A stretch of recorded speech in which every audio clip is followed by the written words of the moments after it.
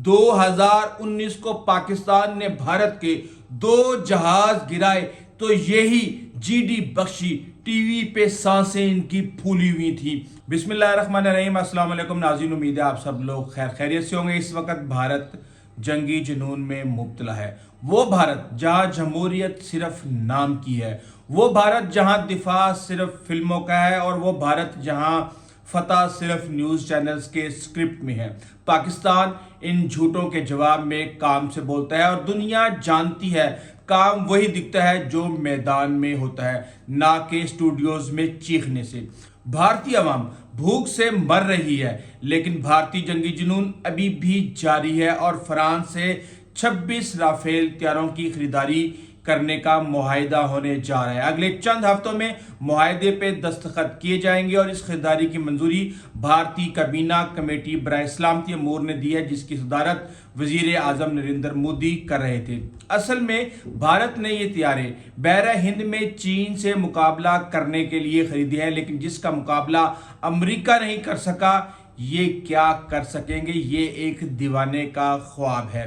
اس معاہدے کی مالیت 6 ارب ڈالر بنتی ہے، اور یہ اقدام بھارتی فوج کو جدید بنانے کے جو اہداف انہوں نے مقرر کیے ہوئے ہیں ان میں سے ایک ہے۔ لیکن کیا وہ جدید بن سکیں گے جو اپنا خود خانہ خراب کرنے پہ تلے ہوئے ہیں؟ اس وقت چین کیسے بھارت کے خلاف شکنجہ سخت کر رہا ہے، اور جعلی فلاسفر کیسے نقشوں پہ لکیریں لگا لگا کے دنیا کو فتح کر رہے ہیں، اس پر بھی بات کریں گے۔ بہت سی اہم معلومات ہیں، آپ اس ویلاگ کو آخر تک ضرور دیکھیے گا، اور جس میں ہم صرف نقشوں پر لائنیں نہیں بلکہ حقائق آپ کے سامنے رکھیں گے کہ اس وقت گراؤنڈ کے اندر کیا سچویشن ہے۔ صرف 17 سے 22 کلومیٹر، جی ہاں صرف 17 کلومیٹر کا فاصلہ، اور بھارت کا پورا مشرقی حصہ باقی ملک سے کٹ جائے گا۔ یہ وہ علاقہ ہے جسے بھارت اپنی شہرگ کہتا ہے، لیکن سوال یہ ہے کہ کیا یہ واقعی شہرگ ہے یا بھارت کی سب سے بڑی کمزوری؟ نام ہے سلیگوری کوریڈور اور بھارت کا چکن نیک، جہاں خطرات چاروں طرف سے منڈلا رہے ہیں۔ چین، پاکستان، بنگلہ دیش اور خود بھارت کے اندر سے بغاوتیں۔ یہ تنگ راہداری بھارت کو اس کے مشرقی علاقوں یعنی 7 بہن ریاستوں سے جوڑتی ہے: آسام، میزورم، منی پور، ناگالینڈ، تری پورہ، میگھالیہ، اروناچل پردیش۔ اگر یہاں چنگاری بھڑکی تو پورا مشرق جل سکتا ہے۔ BRI یعنی کہ چین کا بیلٹ اینڈ روڈ انیشیٹو، تبت میں فوجی سرگرمیاں اور ڈوکلام کے قریب چینی موجودگی بھارت کے لیے موت کا سائرن بجا رہی ہے۔ 2017 کی ڈوکلام جھڑپ یاد ہے آپ کو؟ نہیں یاد تو یاد کروا دوں۔ اب سوچیں، اگر چین اس کوریڈور پر قبضہ کر لیتا ہے تو 7 ریاستیں بھارت سے الگ ہو سکتی ہیں۔ پاکستان اور چین اگر ایک ساتھ جنگ چھیڑ دیں تو پہلا نشانہ یہی چکن نیک ہوگی، تاکہ بھارت کی سپلائی لائنز کاٹ دی جائے اور اندر سے بھارت کا سارا اسٹریٹجک توازن درہم برہم ہو جائے۔ اس کے علاوہ مستقبل کی سیاسی تبدیلیاں بنگلہ دیش کو چین کے اثر میں لا سکتی ہیں، کیونکہ بنگلہ دیش سرحد یعنی کہ جو بنگلہ دیش کی سرحد ہے وہ سلیگوری کوریڈور کے بالکل ایک ساتھ کئی 100 کلومیٹر تک چلتی ہے، اور کسی بھی ممکنہ جھڑپ میں یہ علاقہ تنازع کا مرکز بن سکتا ہے، اور یہاں ان کے جعلی فلاسفر کبھی میانمار کو اپنے ساتھ شامل کر لیتے ہیں، کبھی آدھا رنگ پور جو ہے اڑا کے رکھ دیتے ہیں، کبھی درمیان میں سے بنگلہ دیش کے ٹکڑے کر دیتے ہیں۔ اگر یہ کام اتنا آسان ہوتا تو یہ جعلی فلاسفر کب کے کر چکے ہوتے۔ اب سوال یہ پیدا ہوتا ہے کہ بھارت نے کیا اقدامات کیے ہیں نقشوں پہ لائنیں لگانے کے علاوہ؟ اس میں شک نہیں کہ اس نے شمال مشرقی ریاستوں تک سڑکوں، ریلوے اور ہوائی اڈوں کا ایک جال بچھانا شروع کر دیا ہے، تاکہ متبادل راستے بنائے جا سکیں۔ سلیگوری کوریڈور کے ارد گرد فوجی موجودگی کو بڑھا دیا گیا ہے، ڈوکلام جیسے علاقوں میں مستقل فوجی نگرانی کی جا رہی ہے، لیکن یہ علاقہ صرف جغرافیائی طور پر اہم نہیں بلکہ ایک اسٹریٹجک بلیک ہول ہے۔ ذرا سی چوک بھارت کی سالمیت کو خطرے میں ڈال سکتی ہے۔ یہاں یہ سوال اٹھتا ہے کہ کیا مستقبل میں یہ کوریڈور جنگ کا میدان بنے گا؟ تو جی ہاں، بالکل ایسا ممکن ہو سکتا ہے۔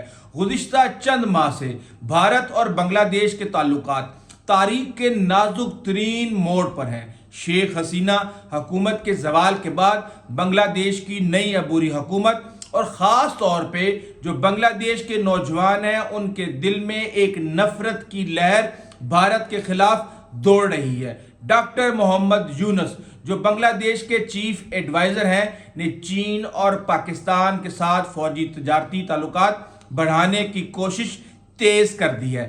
اس کے ساتھ ساتھ بنگلہ دیش کی جانب سے زمینی حقوق کے معاملے پر رکاوٹیں بھی ایک بہت بڑا چیلنج ہے۔ چین بنگلہ دیش کو بیلٹ اینڈ روڈ منصوبے کے تحت جدید ہتھیاروں اور انفراسٹرکچر فراہم کر رہا ہے۔ خاص طور پہ منگلا بندرگاہ پر چینی بحری جہازوں کی موجودگی بھارت کے لیے نیا سوالیہ نشان ہوگی، کیونکہ بے آف بنگال کا یہ چیمپئن بننے کی کوشش کرتے تھے بھارتی۔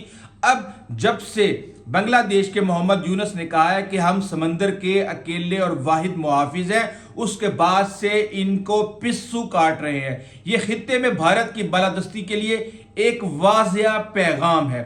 7 بہنوں کی ریاستوں میں اسلامک گروپ کی خفیہ میٹنگز بھی بھارت کے لیے کوئی نیک شگون نہیں ہے، جس کا مقصد اس خطے کو آزاد زون قرار دے کر بین الاقوامی توجہ حاصل کرنا ہے۔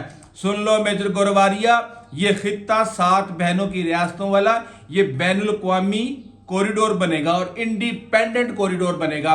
بقول محمد یونس، ہم بھارت کے ساتھ پرامن تعلقات چاہتے ہیں، لیکن چین اور پاکستان کے ساتھ ہمارے تعلقات خود مختار فیصلے ہیں۔ تینوں ممالک پاکستان، چین اور بنگلہ دیش کے درمیان تعاون بھارت کے خلاف اتحاد کی بنیاد بن سکتا ہے۔ چین اور پاکستان کے ساتھ تعلقات کی نئی لہر نے بنگلہ دیش کو بھارت کی بالادستی کے خلاف ایک اسٹریٹجک توازن کا مرکز بنا دیا ہے، جس سے خطے کی طاقت کی سیاست نئے سرے سے تشکیل پا رہی ہے۔ حسینہ واجد نے بنگلہ دیش کو بھارت کا غلام بنا دیا تھا۔ اب بنگلہ دیش بھارت، پاکستان اور چین سے اپنی قیمت لگوا سکتا ہے اور وہ اپنے ملک کی ترقی کے لیے اسے استعمال کر سکتا ہے۔ یہی وجہ ہے کہ بھارت نے اپنی پٹی کو ہائی سیکیورٹی زون میں بدل دیا ہے۔ 33 کور کی موجودگی، ایس ایس بی اور آئی ٹی بی پی کی اضافی فورسز، بوگیبل پل آسام اور ایڈوانس لینڈنگ گراؤنڈز کی تعمیر، یہ سب اقدامات کے بعد بھی اگرچہ بھارت نے رافیل طیارے اور S-400 میزائل سسٹمز لگا کر اس کمی کو پورا کرنے کی کوشش کی ہے، لیکن مختاریہ گل ود گئی ہے اور یہ کام اس طرح نہیں رکنے والا۔ چین کی جانب سے سرحدی سڑکوں اور فوجی اڈوں کی تعمیر نے لداخ، اروناچل پردیش کے محاذوں پر دباؤ بڑھایا ہے۔ نسلی تنازعات میزورم، ناگالینڈ، منی پور اور علیحدگی پسند گروپوں کی جو سرگرمیاں ہیں وہ شمال مشرقی ریاستوں میں چین کی خفیہ حمایت کے شبہات نے کام کو مزید تیز کر دیا ہے۔ بھارت نے کوشش کی ہے کہ متبادل راستے میانمار کے ذریعے کالا دان ملٹی موڈل پروجیکٹ کے ذریعے اس علاقے تک رسائی یقینی بنائی جا سکے، لیکن یہ بارآور نہیں ہوگا۔ اس وقت تاریخ اپنے آپ کو دہرا رہی ہے۔ جس طرح پاکستان کا مشرقی پاکستان سے رابطہ منقطع ہوا تھا، بالکل اسی طرح بھارت کا بھی مشرقی ریاستوں سے رابطہ ایک نہ ایک دن منقطع ہونے جا رہا ہے۔ شیخ حسینہ واجد اور بھارت کے تعلقات ہمیشہ قریبی رہے ہیں۔ حسینہ کی قیادت میں بنگلہ دیش نے بھارت کو کئی اہم اسٹریٹجک رعایتیں دی تھیں، جن میں سرحدی تنازعات کا حل، ریلوے و روڈ کنیکٹیویٹی، شمال مشرقی بھارت کے لیے تجارت اور ٹرانزٹ راہداریاں اور اندرون بنگلہ دیش بھارتی اثاثوں کی حفاظت شامل تھی۔ آج کے عالمی سیاسی منظر نامے میں چین بنگلہ دیش میں تیزی سے سرمایہ کاری کر رہا ہے۔ وہ بندرگاہیں، इंफ्रास्ट्रक्चर और दिफाई मुआहदे कर रहा है। अगर मुस्तकबिल में बांग्लादेश की हुकूमत भारत मुखालिफ या चीन नवाज हो जाती है तो भारत के लिए कई मसले खड़े हो सकते हैं। बांग्लादेश ने सिर्फ मुतबादिल रास्ता है बल्कि एक बफर जोन भी है। इसके जरिए ही भारत ने शुमाल मशरकी इलाकों में ट्रांजिट ट्रेड, रेलवे, सड़कें कायम की हैं। अगर ताल्लुकात खराब होते हैं तो ये सब कुछ रुक जाएगा और 7 बहनें रियासतें जो हैं वो अलग थलग हो सकती हैं। इस वक्त भारत में सिक्योरिटी खतरात में इजाफा हो रहा है। अलहदगी पसंद तहरीकें शमाल मशरिक में दोबारा सर उठा रही हैं।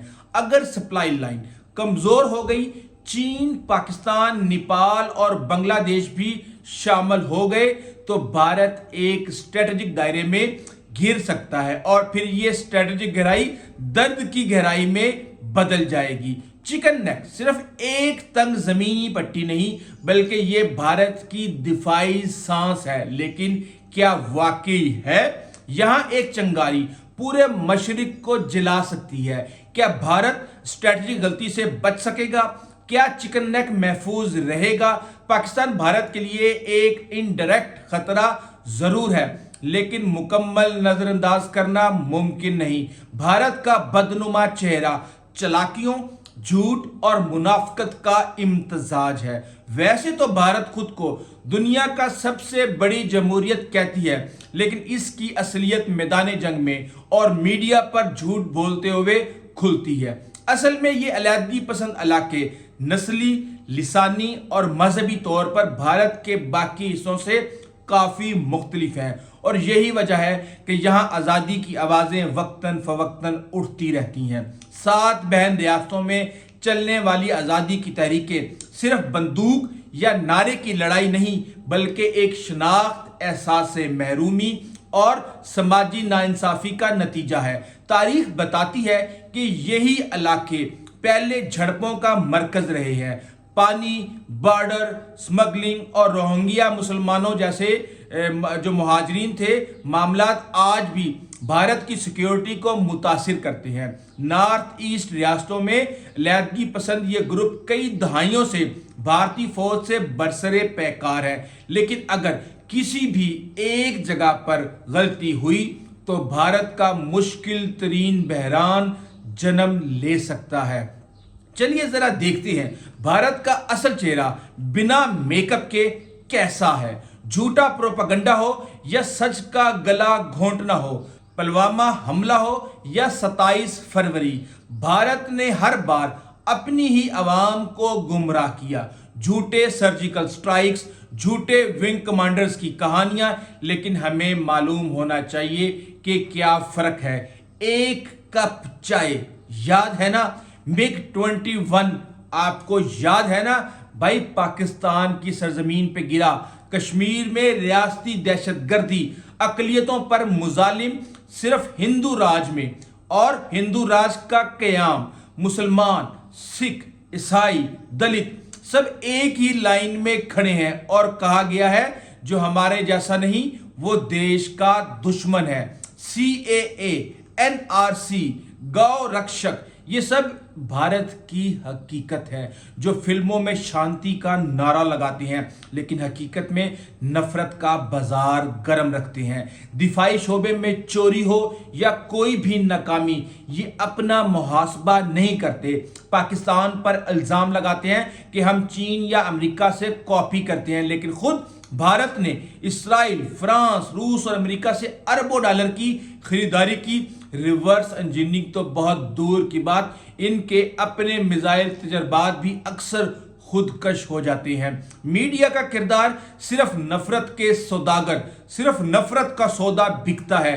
भारतीय मीडिया खास तौर पे रिपब्लिक टीवी, टाइम्स नो, ये एक तरह से वार जोन बने हुए हैं। इनका हर शो पाकिस्तान दुश्मनी से शुरू और गौरव आर्या की चीखों पुकार से खत्म होता है। और अब बात करते हैं एक और भारतीय जाली माहिर दिफा GD बख्शी की। यह हकीकत है कि अगर चीखने से हथियार बनते तो भारत आज सुपर पावर होता। GD बख्शी में चीखें ज्यादा और अकल कम है।